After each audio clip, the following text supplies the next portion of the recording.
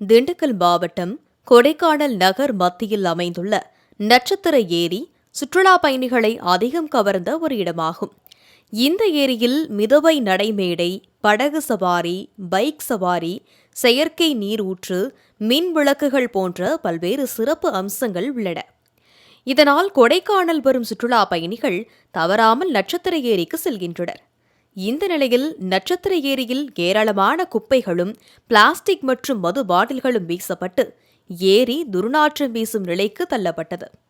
இதனைத் தொடர்ந்து சுற்றுலா பயணிகள் மற்றும் அப்பகுதி வாசிகளின் தொடர் கோரிக்கையை ஏற்று நட்சத்திர ஏரியை சுத்தம் செய்யும் பணியில் இறங்கியது கொடைக்கானல் நகராட்சி நிர்வாகம். நட்சத்திர ஏரியை சீரமைக்கும் பணி 24 கோடி ரூபாய் மதிப்பீட்டில் நடைபெற்றது. இதில் நடைபாதை, படகு குழாம் சீரமைப்பு, தடுப்பு வேலிகள், நீர் சுத்திகரிப்பு இயந்திரம் போன்றவை அடங்கும்.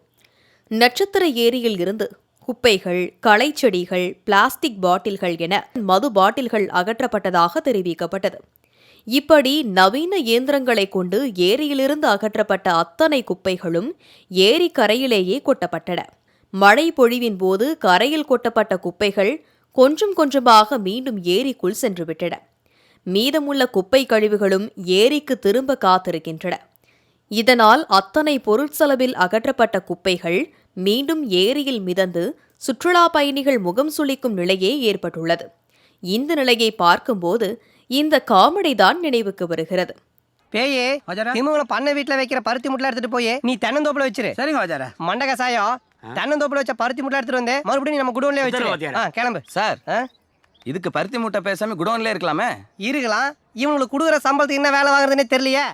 எனவே மீதமுள்ள குப்பைகளையாவது முறையாக அப்புறப்படுத்தி ஏரியையும் சுற்றுச்சூழலையும் பாதுகாக்க வேண்டும் என அப்பகுதி மக்கள் கோரிக்கை விடுத்துள்ளனர். போன மாதம் லேக்கை க்ளீன் பண்ணாங்க. க்ளீன் பண்ணிட்டு எங்களுக்கு சந்தோஷமாக இருந்துச்சு. லேக் நல்லா க்ளீன் பண்ணிட்டாங்க நல்லா அப்படின்னு. இன்றைக்கி பார்த்தீங்கன்னா அப்படியே குப்பை எல்லாமே தேங்கி ஒரு ஓரத்தில், பாட்டில் எல்லாமே ஒரு ஓரத்தில் கிடக்கு. ஆளுங்க வச்சுக்கிட்டு நாங்கள் என்ன கேட்குறோம் அப்படின்னா, எங்கள் லேக்கை நல்லபடியாக ஃபார்மாலிட்டிக்கு பண்ணாமல் உண்மையான கொடைக்கானல் நேசித்து பண்ணுற மாதிரி பண்ணி கொடுங்க. அத்துடன் இந்த ஏரிக்கு வரும் சுற்றுலா பயணிகள் கழிவறை போன்ற அடிப்படை வசதிகளை செய்து தர வேண்டும் என்றும், கழிவறைகள் அமைக்கப்பட்டுள்ள இடத்தை குறிக்கும் போர்டுகள் வைக்க வேண்டும் என்றும் கோரிக்கை விடுகின்றனர். ரெஸ்ட் ரூம்ஸ்ன்றது கொஞ்சம் கம்மியாகவே இருக்குது. அதிகமாக அதுக்கான வே போர்ட்ஸு இந்த மாதிரி கொஞ்சம் ஹிண்ட்ஸ்லாம் வச்சிங்கன்னா வர்றவங்களுக்கு கொஞ்சம் யூஸ்ஃபுல்லாக இருக்கும். இல்லைனா இதனாலேயே பெண்கள் இதெல்லாம் கொஞ்சம் ரொம்ப கஷ்டப்படுறாங்க.